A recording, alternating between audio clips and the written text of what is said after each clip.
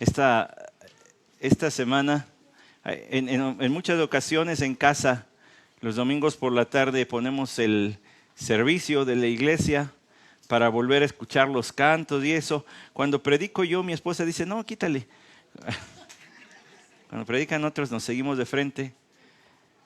Pero ponemos los cantos y esta semana, mientras que mi esposa preparaba el archivo que se envía para que usted tenga los cantos y eso, bueno, de hecho los dos archivos que se envían, mientras que ella lo preparaba, estábamos escuchando el ensayo de nuestros hermanos del grupo de alabanza, que ya lo hemos hecho antes, ya los hemos escuchado ensayar antes, en otras ocasiones.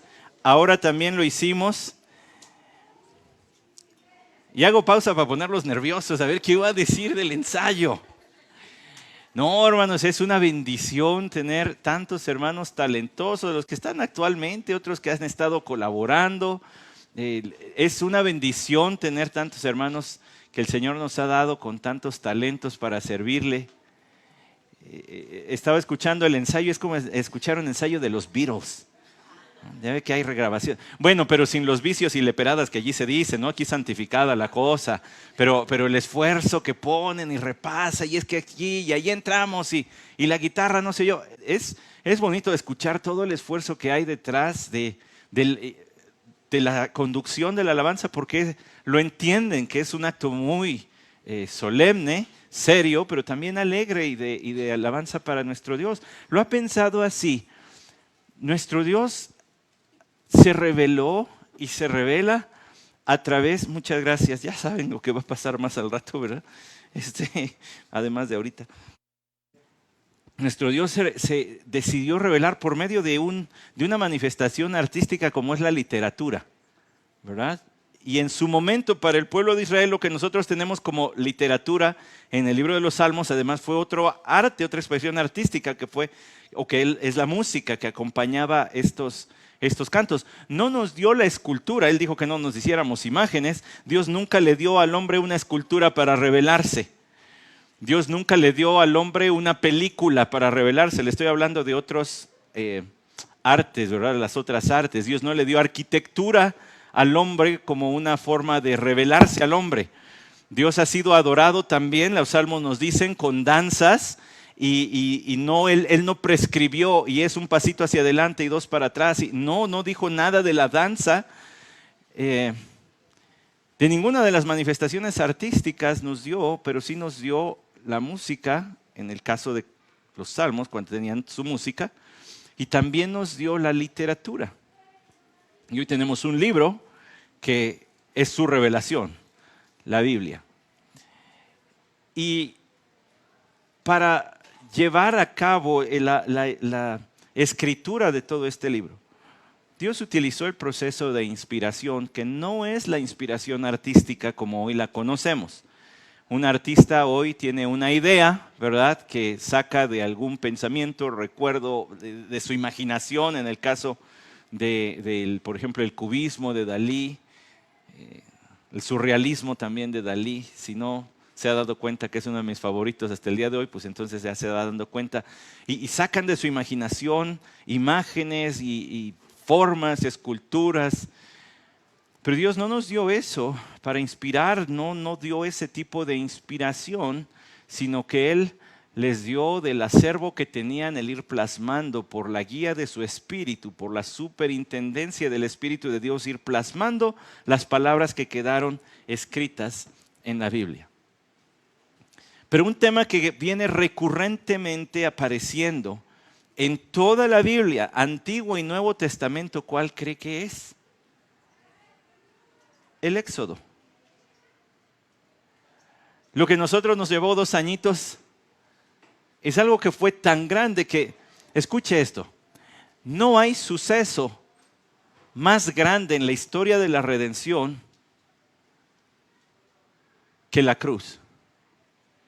Pero antes de que la cruz de nuestro Señor fuese vivida, fuese llevada por Él, el otro suceso es el Éxodo. Hoy todos apuntamos a la cruz, todo el mundo apuntamos a la, y como debe ser. Pero antes de la cruz todo el mundo apuntaba al Éxodo como el mayor evento en la redención de Dios para con el hombre. De ese tamaño se lo pongo.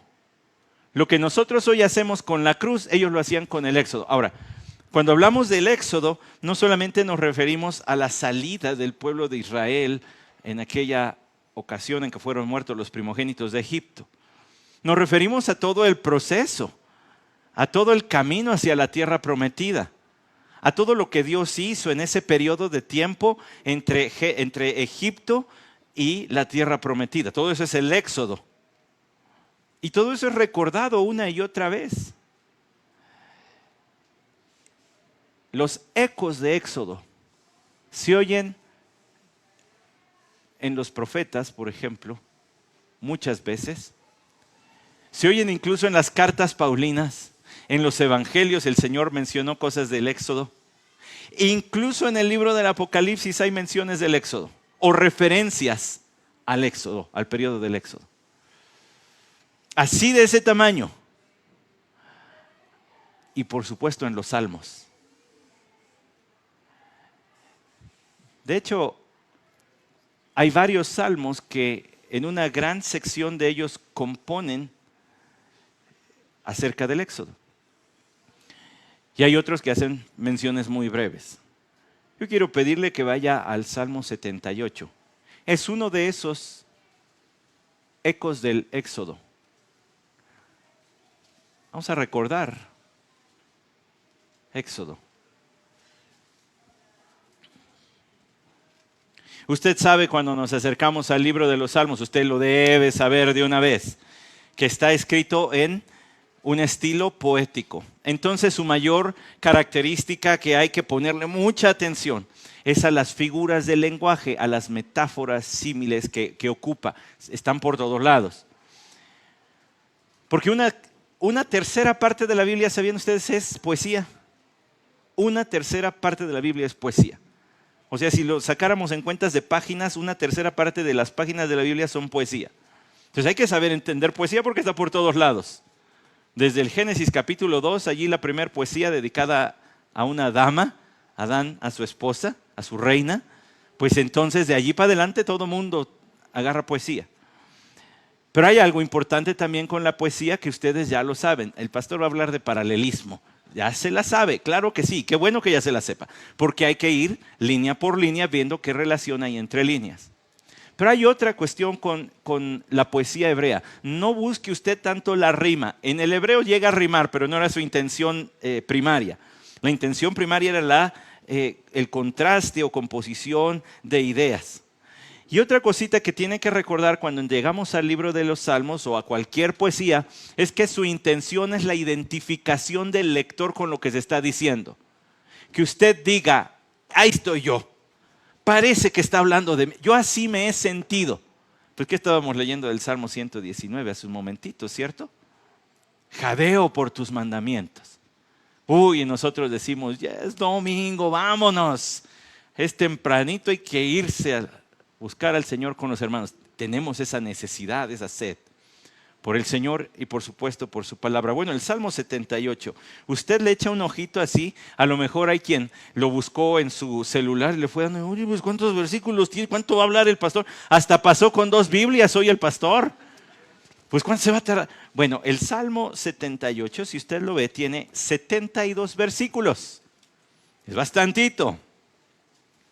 Pero no se preocupe, ahorita yo voy a centrarme para esta mañana, solamente voy a centrarme del versículo 5 al versículo 8 y más bien voy a enfocarme en el versículo 8. Y escuche por qué. Porque es como un gran embudo el versículo 8.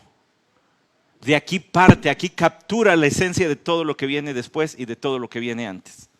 Entonces, permítame realizar en este momento solo las lecturas del versículo 1 al 8 y luego le voy a dar las referencias de lo demás. ¿Sí? Salmo 78, versículos del 1 al 8. Escucha, pueblo mío, mi enseñanza, inclinad vuestro oído a las palabras de mi boca. En parábolas abriré mi boca. Hablaré enigmas de la antigüedad que hemos oído y conocido y que nuestros padres nos han contado. No lo ocultaremos a sus hijos, sino que contaremos a la generación venidera las alabanzas del Señor, su poder y las maravillas que hizo. Porque Él estableció un testimonio en Jacob y puso una ley en Israel, la cual ordenó a nuestros padres que enseñaran a sus hijos, para que la generación venidera lo supiera, aun los hijos que habían de nacer. Y estos se levantarán y lo contarán a sus hijos, para que ellos pusieran su confianza en Dios y no se olvidaran de las obras de Dios, sino que guardaran sus mandamientos, y no fueran como sus padres, una generación porfiada y rebelde, generación que no preparó su corazón y cuyo espíritu no fue fiel a Dios. Señor, rogamos que bendigas tu palabra y que hagas aquello para lo que le enviaste. Examíname, oh Dios, y prueba mi corazón, y ve si hay en mí camino de maldad, y guíame en el camino eterno. Amén. Nosotros estábamos hace un momentito celebrando la cena del Señor y hablábamos de recordar, así que me pareció pertinente hablar también de recordar. Usted leyó junto conmigo los primeros 8 versículos del Salmo 78. Es un salmo didáctico. Es una canción de cuna. Va a decir, uy, pues qué cancionzota de cuna. El niño se quedaba dormido antes de que llegaran a la mitad del salmo. Bueno, tal vez no una canción de cuna propiamente, pero sí una canción infantil, una canción para niños. Y usted leyó por qué. Para que lo enseñen a sus hijos y sus hijos a sus hijos. Y el poder de la música es tal que recordamos cosas a través de ella. Hay ciertas canciones que yo escucho y me acuerdo de las tardes de Fuentiza comiendo el Día de las Madres o el Día del Padre. Ahora todos los fuentes reunidos en el Día del Padre o el Día de la Madre. Ahí me viene a la mente. Casi puedo ver la mesa llena de fuentes y todo el mundo sentado y con el refresquito de vidrio todavía en aquellos tiempos, ¿verdad? De vidrio, todavía la botellita. Hay cosas que uno escucha y se acuerda. Y Dios quería que se acordaran de esto, de lo que dice el Salmo 78. Entonces es un salmo didáctico, por eso inicia con el verbo escucha. ¿Ya vieron? Escucha. Escucha, pueblo mío, mi ley. Ahora, lo que viene a continuación no es una ley. Lo que viene a continuación es un recuento de diferentes eventos nacionales en la historia, pues, de Israel.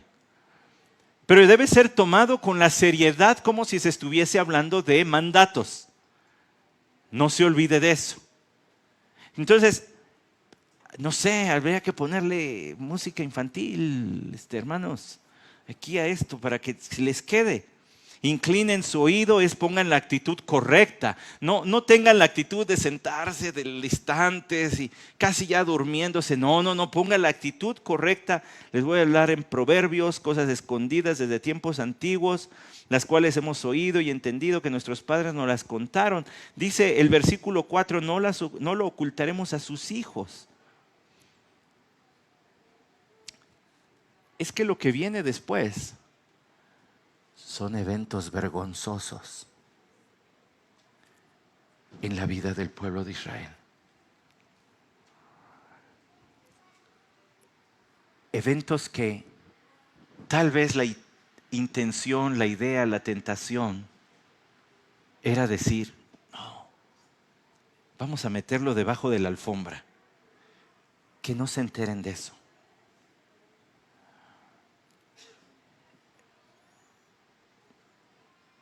Dicen que la historia la escriben los vencedores. Entonces cada país cuenta la historia pues, como le conviene. Me conviene ser la víctima, me cuento mi historia nacional como víctima. Me conviene ser el vencedor, cuento mi historia como vencedor. Pero el Señor es transparente, honesto, lleno de verdad y entonces cuenta las cosas como son. No vamos a ocultar. Porque Él estableció un testimonio en Jacob y puso una ley en Israel, la cual ordenó a nuestros padres que enseñaran a sus hijos. Es decir, el Señor les dio una ley y la ley fue rota.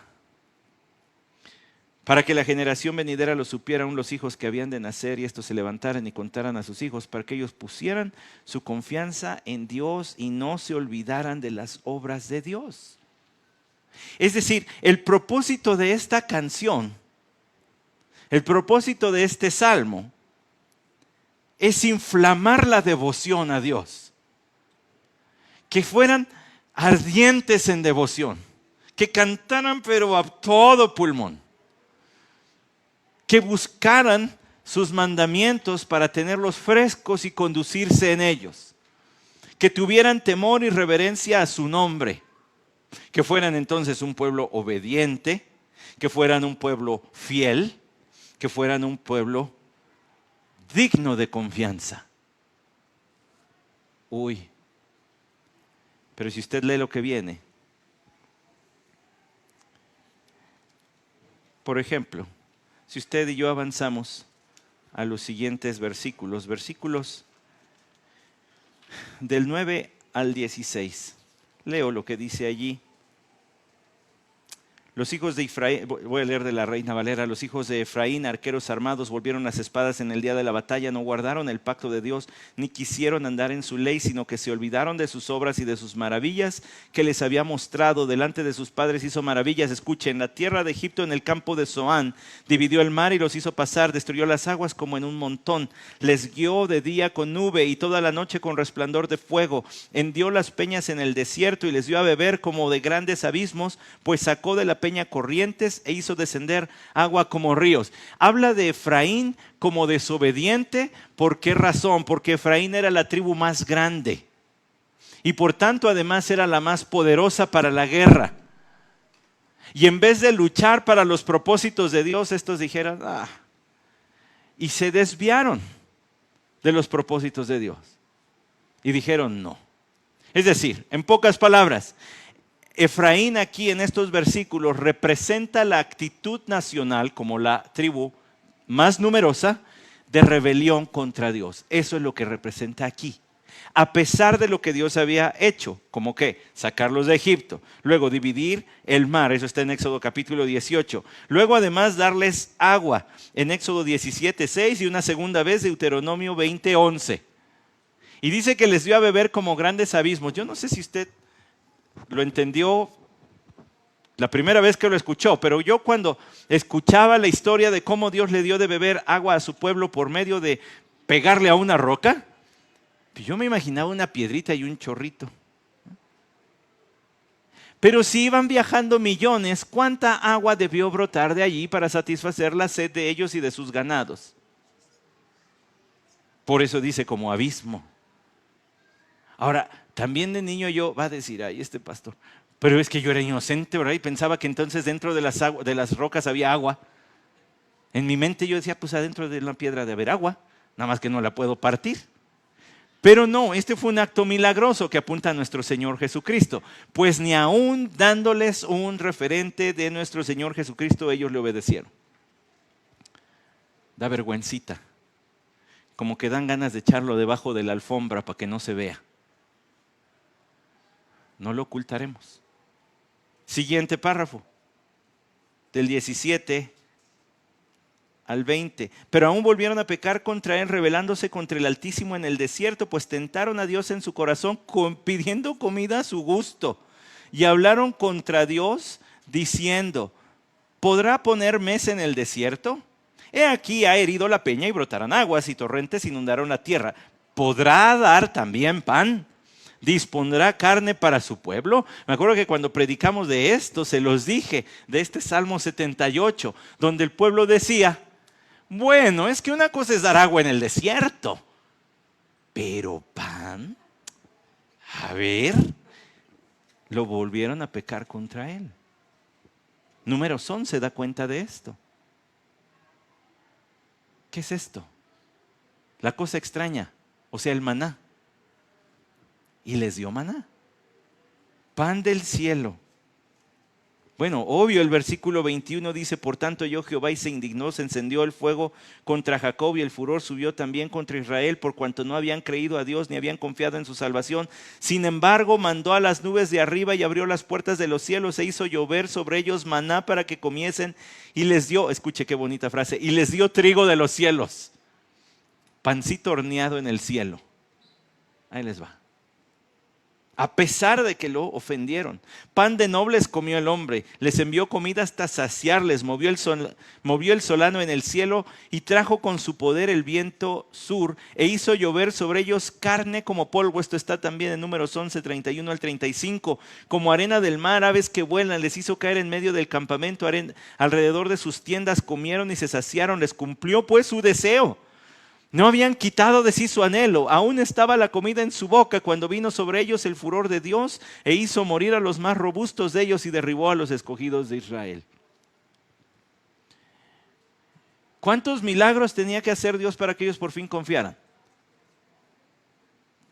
Parecía que tenían Dios a la carta, ¿no? A ver, aquí está el menú. Vamos a ver qué quiero ahora que Dios haga. Así se estaban comportando. 32. Con todo esto pecaron aún. Está subrayado en rojo, hermanos del cafeteo, en esta Biblia está subrayado en rojo. Es pecado. Y daban ganas de subrayarle con guinda. Con todo esto pecaron aún. ¿Cuántos favores y pecaron aún? Y no dieron crédito a sus maravillas, por tanto consumió sus días en vanidad y sus años en tribulación. Si los hacía morir, entonces buscaban a Dios. Entonces se volvían solícitos en busca suya y se acordaban de que Dios era su refugio y el Dios altísimo su redentor, pero le lisonjeaban con su boca y con su lengua le mentían, pues sus corazones no eran rectos con él ni estuvieron firmes en su pacto, pero él misericordioso perdonaba la maldad y no los destruía, y apartó muchas veces su ira y no despertó todo su enojo, se acordó de que eran carne, soplo que va y no vuelve. A pura misericordia de Dios diciendo, los podría arrasar en este momento, pero no lo voy a hacer. El puro amor de Dios. Ofensa tras ofensa. Y estos versículos, mire, el versículo 36 y 37 nos dan una antesala de dónde vamos a aterrizar en un momentito. Le lisonjeaban con su boca y con su lengua le mentían. Es decir, falsamente le daban elogios vanos, sin raíz, pues sus corazones no eran rectos, no eran de una pieza sus corazones, no eran rectos con él, tenían doble cara, no estuvieron firmes en su pacto. Ahora viene una exclamación de mucha sorpresa. ¿Cuántas veces, versículo 40, se rebelaron contra él en el desierto, lo enojaron en el yermo y volvían y tentaban a Dios y provocaban al Santo de Israel? No se acordaban de su mano, del día que los redimió de la angustia. No recordaban, tenían mente de teflón, no se les pegaba. No se acordaban lo que había hecho por ellos cuando puso en Egipto sus señales otra vez y sus maravillas en el campo de Zoán y volvió sus ríos en sangre. Ahora va a hablar de las plagas. Y sus corrientes para que no bebiesen, envió entre ellos enjambres de moscas que los devoraban y ranas que los destruían. Dio también a la oruga sus frutos y sus labores a la langosta. Sus viñas destruyó con granizo y sus higuerales con escarcha. Entregó al pedrisco sus bestias y sus ganados a los rayos. Envió sobre ellos el ardor de su ira, enojo, indignación y angustia. Un ejército de ángeles destructores dispuso camino a su furor. No eximió la vida de ellos de la muerte, sino que entregó su vida a la mortandad. Hizo morir a todo primogénito en Egipto, las primicias de su fuerza en las tiendas de Cam. Hizo salir a su pueblo como ovejas y los llevó por el desierto como un rebaño. Luego, después de las plagas, que la salida del pueblo como un pastor guía a sus ovejas, los guió con seguridad, de modo que no tuvieran temor. Y el mar cubría a sus enemigos. Ahí está claramente el paso del Mar Rojo. Los trajo después a las fronteras de su tierra santa, a este monte que ganó su mano derecha. Echó las naciones de delante de ellos, con cuerdas repartió sus tierras en heredad e hizo habitar en sus moradas a las tribus de Israel. Y allí llegó a la conquista, ¿se fijaron? Pasó de Egipto al desierto, a la tierra prometida, con cuerdas como quien divide terrenos, para que se vayan asentando. La tierra prometida. Bueno, yo creo que ahí sí ya entendieron. Yo creo que después de todo esto ya, ahora sí ya, a servir al Señor con todo, porque ahora sí ya tienes lo que tu corazón tanto deseaba, ¿no? Lea el versículo 56, pero ellos tentaron y enojaron al Dios Altísimo y no guardaron sus testimonios, sino que se volvieron y se rebelaron como sus padres. Se volvieron como algo engañoso. ¿Sabe que la palabra allí engañoso también se puede traducir inútil? Se volvieron como un arco que cuando lo jala se dobla tanto que se quiebra y ya no dispara flechas. No le sirven a sus propósitos. Le enojaron con sus lugares altos y le provocaron hacerlo con sus imágenes de talla. Pausa. Hoy entiendo un poquitito más eso de los lugares altos. Porque allá en el viaje a Huejutla nos trepamos a un cerro donde había un montón de piedras tapadas la mayor parte con ramas y con pasto y todo. Y nos explicaba nuestro hermano pastor Miguel Ángel. Nos decía, aquí dicen los antiguos que por siglos ha venido la gente a ofrecer sacrificios. Y hoy los curanderos vienen aquí a hacer rituales de magia negra. Y vienen aquí por pedido. Entonces usted va con él y le contrata y le dice, mi vecino me cayó bien mal, hazle un trabajito. Y entonces va el curandero con velas y con animales para sacrificar y cosas de esas. Y se suben a lo alto de ese monte, donde además hay un pináculo todavía de piedras, donde el ofrendante se queda abajo y el chamán se sube. Y ahí hace sus cosas. Y la gente pone su esperanza de que de allí va a obtener favores para hacerle la vida de cachitos a otro o para su propio bien. Cuando el Salmo 121 dice, alzaré mis ojos a los montes, a los lugares altos, ¿de dónde va a venir mi socorro? O sea, ¿de cuál Dios le tengo que rogar? Mi socorro viene de Jehová. Estos le ofendieron con sus lugares altos, ya tenían sus cerritos donde también iban a ofrendar. El pueblo de Israel, no está hablando de los gentiles, está hablando del pueblo de Israel. Comportándose como los totonacas de Hidalgo, que siglos después también tenían sus lugares altos. Y hasta el día de hoy tienen sus lugares altos las gentes que viven por allí.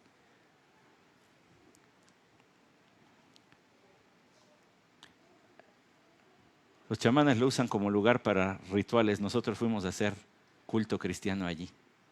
Luego le platico. Si quiere saber, yo creo, pero luego le platico. Versículo 59, lo oyó Dios y se enojó en gran manera, aborreció Israel, dejó por tanto el tabernáculo de Silo. ¿A qué se refiere aquí? ¿Sabe a qué se refiere? A la ocasión en que los filisteos se llevaron el arca. Que era este símbolo de la presencia de Dios. La tienda que habitó entre los hombres, versículo 61, y entregó a cautiverio su poderío y su gloria en mano del enemigo, entregó también su pueblo a la espada y se irritó contra su heredad, el furor devoró a sus jóvenes y sus vírgenes no fueron loadas con cantos nupciales, sus sacerdotes cayeron espada y las viudas no hicieron lamentación. Entonces despertó el Señor como quien duerme, como un valiente que grita excitado del vino, e hirió a sus enemigos por detrás, les dio perpetua afrenta, desechó la tienda de José y no escogió la tribu de Efraín, sino que escogió la tribu de Judá, el monte de Sión, al cual amó, edificó su santuario a manera de eminencia, como la tierra que cimentó para siempre. Escuche, ¿por qué dice que escogía la tierra de Judá? La tribu de Judá, porque de ahí viene el Mesías. ¿Y cómo está allí el Mesías o en qué está? Versículo 70, eligió a David su siervo y lo tomó de las majadas de las ovejas, detrás de las paridas lo trajo para que apacentase a Jacob su pueblo y a Israel su heredad, y los apacentó conforme a la integridad de su corazón, los pastoreó con la pericia de sus manos.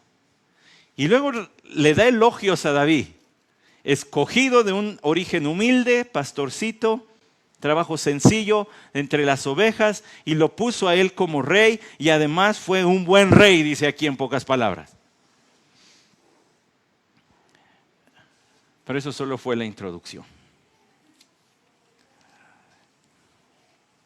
Porque el versículo 8 del capítulo 78, del Salmo 78, Dice que todo el propósito de hablar, de hacer este recuento histórico de la nación judía, tiene un propósito.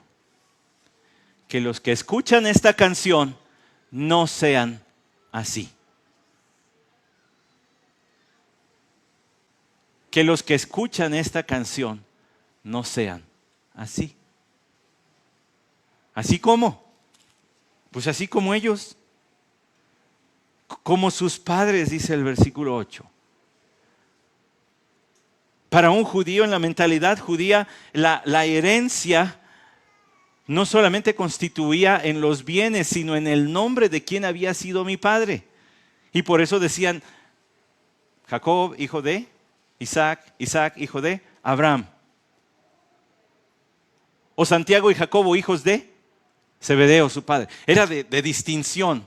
Es que mi papá o mi ancestro fulano de tal. Y aquí dice, pues para que no sean como ellos. ¿Se fija el shock para la mente judía? Cuando lo que se estimulaba es sé como tu padre o mejor, aquí es no, mejor no seas como él. Porque fueron generación contumaz y rebelde. ¿Sabe lo que quiere decir contumaz? Esa es la palabra que se nos dice en otros lados, ¿verdad? Allí en el Salmo 78, una generación porfiada y rebelde. Es de lo que ya hemos hablado en Éxodo, una generación que su cuello está duro, que no voltea, no puede. Como un caballo que no responde al jalón de las riendas del jinete. Un caballo desobediente, una mula desobediente, que no sirven para nada.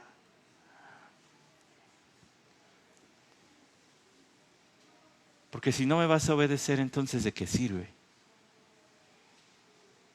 Te puedes deshacer en elogios, como dijimos allí en el versículo 36. Puedes deshacerte con las canciones, cantarlas con lágrimas, cerrarlos, lo cual no tiene nada de malo, cerrar los ojos. Yo lo hago, mis hermanos de aquí han de decir, el pastor chilla cada que cantamos, sabemos cantar.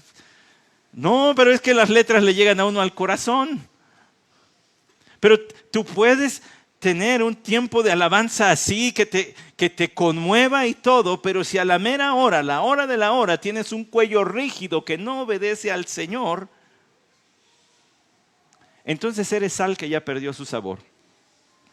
Y ahora eres un polvito estorboso en la cocina. Eres una luz que ya no da luz, sino que da tinieblas. Como esos focos negros, ¿no? Qué curiosa idea. ¿Quién sabe a quién se le habrá ocurrido? Sé que sirven algunos propósitos, incluso médicos, pero piensa en eso. Un foco que para servir necesita estar en lo oscuro.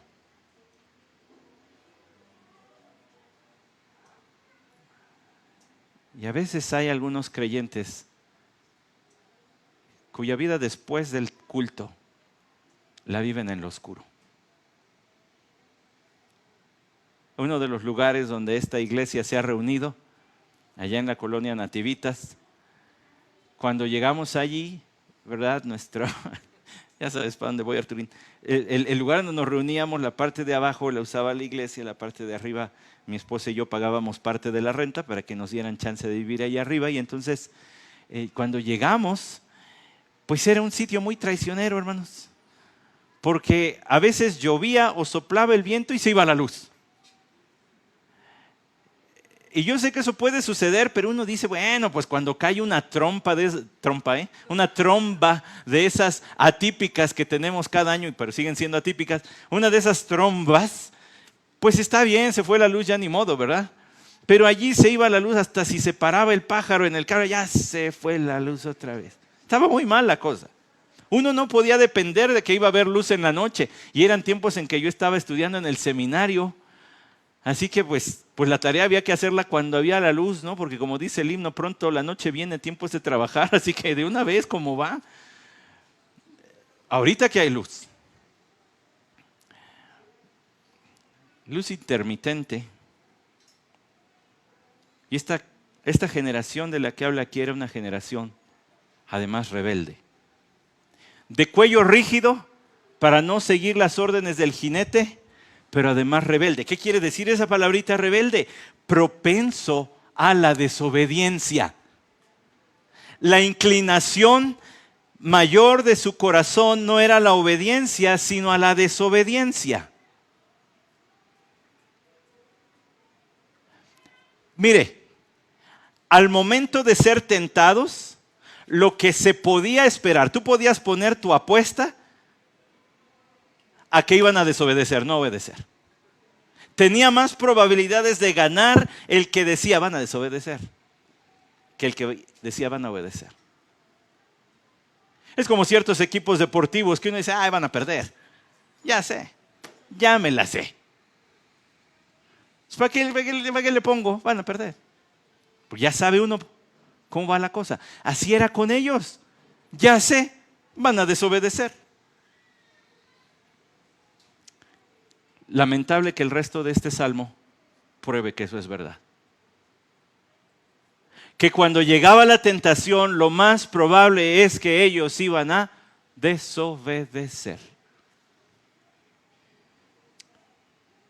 Y luego vienen otras dos líneas que expanden lo que se dijo en esta segunda línea del versículo 8.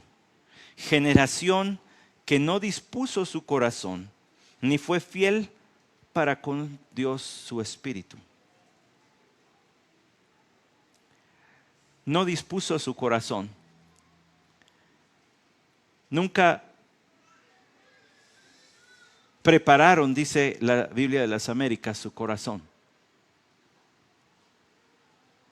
Nunca hubo una decisión resuelta.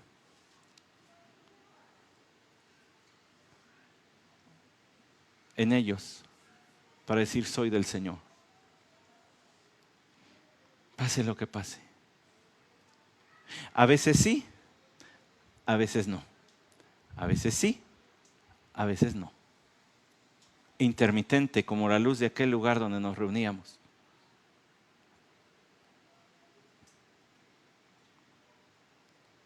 ¿No le choca tener de esos aparatos en la casa? La licuadora que a veces muele y a veces no muele. ¿Y cómo nos muele que no muela? La impresora que a veces imprime y a veces chorrea la tinta. Y por las sonrisas que alcanzo a ver también allá a lo lejos, creo que todos hemos tenido de esos aparatos. No confiables. Pues, ¿qué cree? Cuando dice aquí que no dispuso su corazón, no eran firmes. Y la segunda línea, la última de hecho del versículo 8, dice, ni fue fiel para con su Dios. El diccionario Moisés Chávez habla de esto, el diccionario más famosito de hebreo, para decir, no tenían una relación confiable con Dios.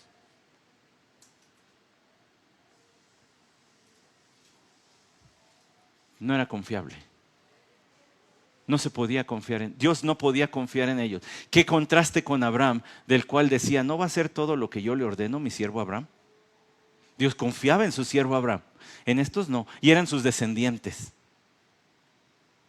Y la Biblia dice, de ellos no se podía confiar. No podía decir si les encargo lo hacen, sino pues a ver si lo hacen. No dice la Escritura, Santiago capítulo 1. ¿Por qué no vamos, lo visitamos rápido a Santiago?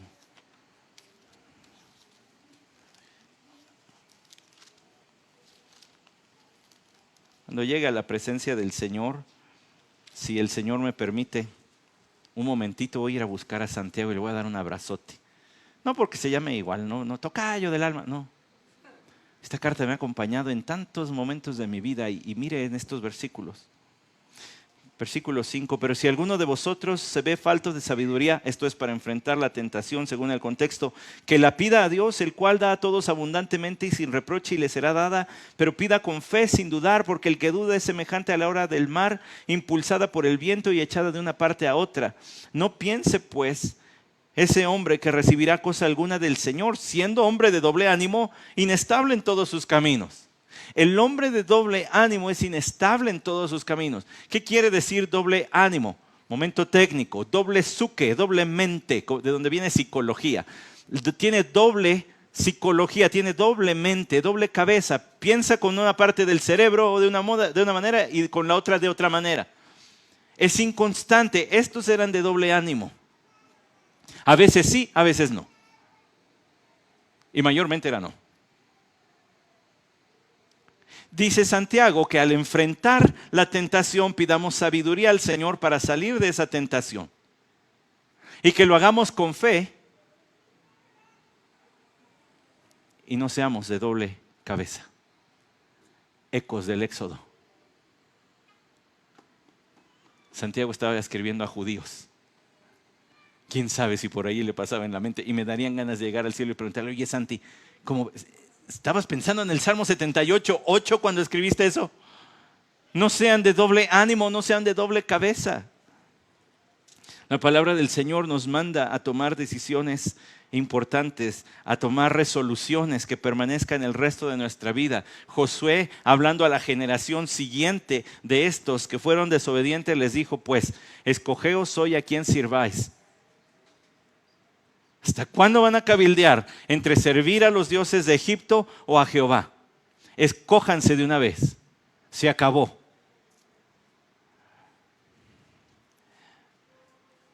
¿Quiere asombrarse? Ojalá junto conmigo se asombre que en el último capítulo de la Biblia todavía hay cuerdas de amor del Señor atrayendo a las personas. Apocalipsis 22:11 dice que el injusto siga haciendo injusticias, que el impuro siga siendo impuro, que el justo siga practicando la justicia y que el que es santo sígase guardando santo. El contexto de eso es que la frase última del versículo 10 es: el tiempo está cerca, y el versículo número 12 dice: he aquí yo vengo pronto. A la luz del inminente y pronto regreso del Señor Jesucristo, decídete ya, dice el versículo 11. No le estés jugando, Cristo viene pronto. Si vas a ser injusto, ándale, sé injusto. Cuidado, en la Biblia no se ordena pecar a nadie. Entonces no piense que allí Dios está ordenando pecar. Dios nunca, ni tienta ni puede ser tentado por el mal, ni Él tienta a nadie. Y el que va a ser justo, sea justo. Lo que está diciendo es: defínete. Defínete. O de aquí o de allá, pero no puedes estar con un pie en ambos lados. No puedes tener una vida intermitente. A veces sí, a veces no. El domingo por la mañana sí, el domingo por la tarde ya no. Una temporadita, porque ya siento que me estoy alejando mucho del Señor, así voy a ir, ya luego otra vez. No puede ser así.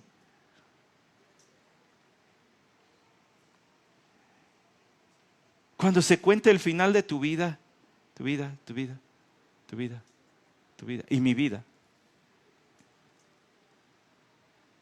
¿qué se va a decir? ¿Fue intermitente?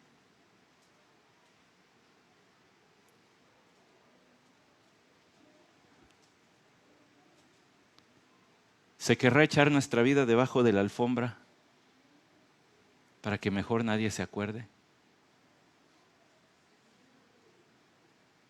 ¿Es esa la vida que quieres llevar en Cristo? ¿Vas y vienes?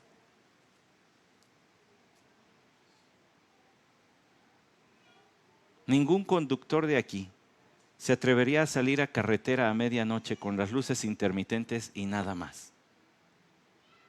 Llevaría los faros prendidos y hasta las altas para que se vea lejos. Y entonces, ¿por qué nuestra vida manejamos con las intermitentes y no con las altas? Hoy recordamos el mayor suceso de sucesos. Y a través de este salmo recordamos el otro suceso redentor que permea las páginas de la Biblia. Pero ante ese recuerdo no puedes irte igual.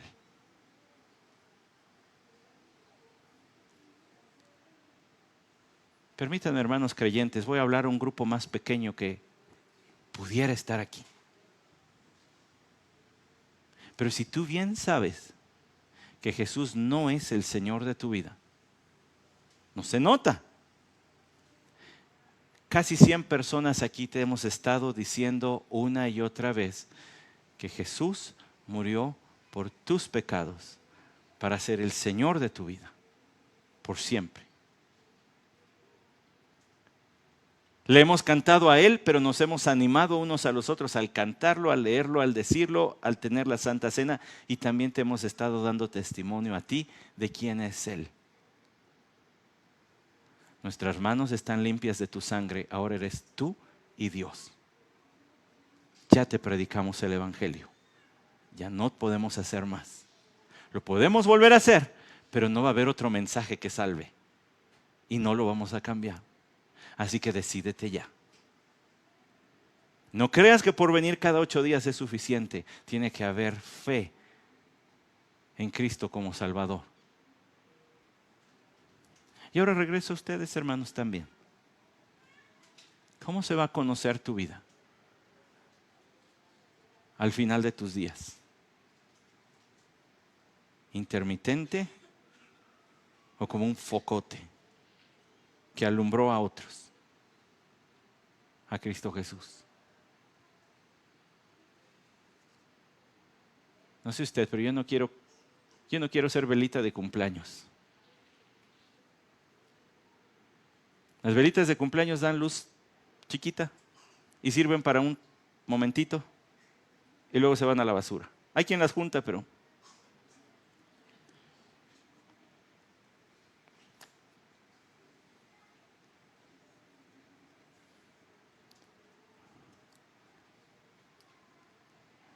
en la Biblia usted encuentra que hay momentos de cambio y de decisión. Este es uno de esos. ¿Porque lo digo yo? No, porque la palabra así lo expuso. Y así ella nos orilló. Y algo tenemos que hacer ahorita. El siguiente y último canto que vamos a cantar para finalizar nuestro servicio. Cuando yo lo canto en casa, yo lo dejo en la última estrofa y no regreso al coro. La última estrofa del himno Salvador a ti me entrego dice: a tu causa me consagro y tu amor, mi amor será.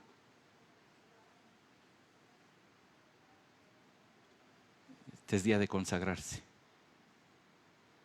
Con la cena, con la palabra, en oración, por el poder del Espíritu. Señor, te doy muchas gracias.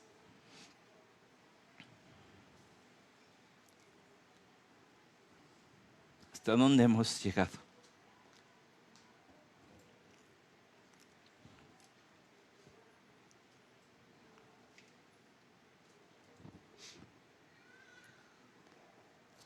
Desde aquel octubre del 96,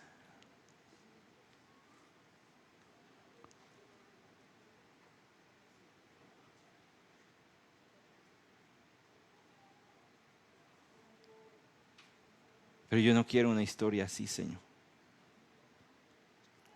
No quiero ser velita de cumpleaños.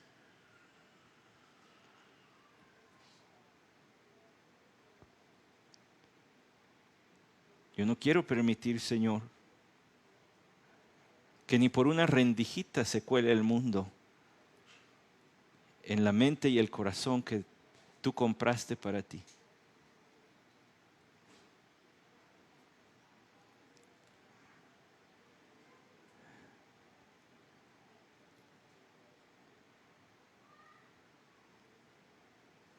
Una vida enteramente consagrada es lo que tú compraste. No te podemos dar menos de lo que pagaste.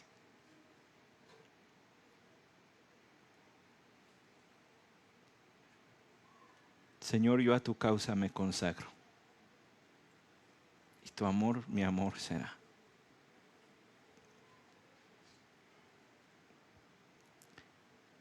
Y que al cantarlo, Señor, cada voz voz, cada boca de los que estamos aquí y los que nos ven por internet.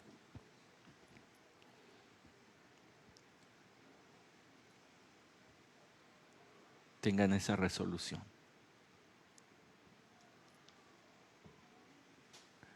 La resolución que tuvo tu Hijo Jesús de afirmar su rostro e ir a Jerusalén. Nuestra resolución sea seguirle.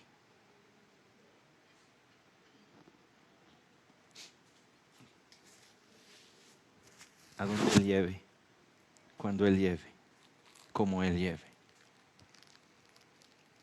Amén.